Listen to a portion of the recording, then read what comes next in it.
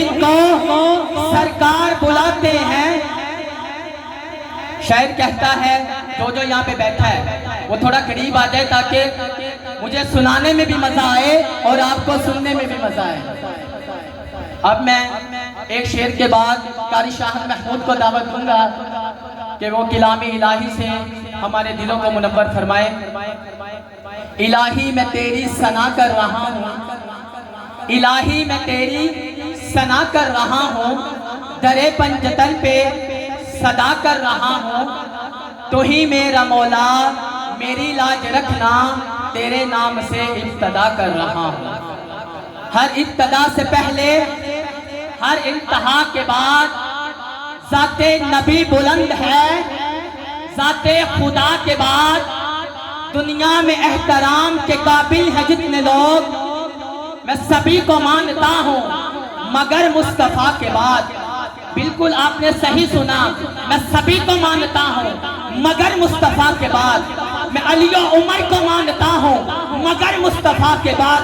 میں صدیق اکبر عثمان غنی کو مانتا ہوں مگر مصطفیٰ کے بعد. میں ہر صحابی کو مانتا ہوں مگر مصطفیٰ کے بعد. میں ہر تابعی کو مانتا ہوں مگر مصطفیٰ کے بعد. میں ہر تبعی تابعی کو مانتا ہوں مگر مصطفیٰ کے بعد. میں فقہ کے چاروں اماموں کو مانتا ہوں مگر مصطفیٰ کے بعد. میں غوث کو مانتا ہوں مگر مصطفیٰ کے بعد. میں ابدال کو مانتا ہوں مگر مصطفیٰ کے بعد. محدثین کو مانتا ہوں مگر مصطفیٰ کے بعد. میں اولیاء اللہ کو مانتا ہوں مگر مصطفیٰ کے بعد.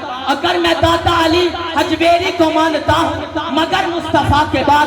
میں مولانا شاہ شمس تبریز کو مانتا ہوں مگر مصطفیٰ کے بعد. میں پیر علی جماعت علی شاہ کو مانتا ہوں مگر مصطفیٰ کے بعد. میں علامہ الدین صدیقی کو مانتا ہوں مگر مصطفیٰ کے بعد. میں نور العارفین صدیقی کو مانتا ہوں مگر مصطفیٰ کے بعد. اسی لیے تو شاعر کہتا ہے ہر ابتدا سے پہلے ہر انتہا کے بعد ذات نبی بلند ہے. ذات خدا کے بعد دنیا میں احترام کے قابل ہے جتنے لوگ, میں سبھی کو مانتا ہوں مگر مصطفیٰ کے بعد. میں سبھی کو مانتا ہوں مگر مصطفیٰ کے بعد.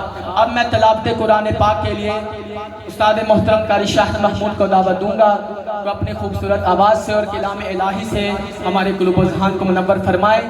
ان کی آمد سے قبل زوردار نعرہ لگائیے, ہاتھوں کو اٹھا کے نعرہ تکبیر, نعرہ رسالت, نعرہ رسالت.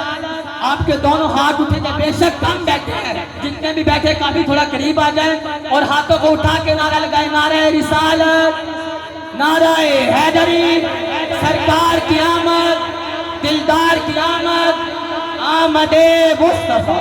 قاری شاہد محمود.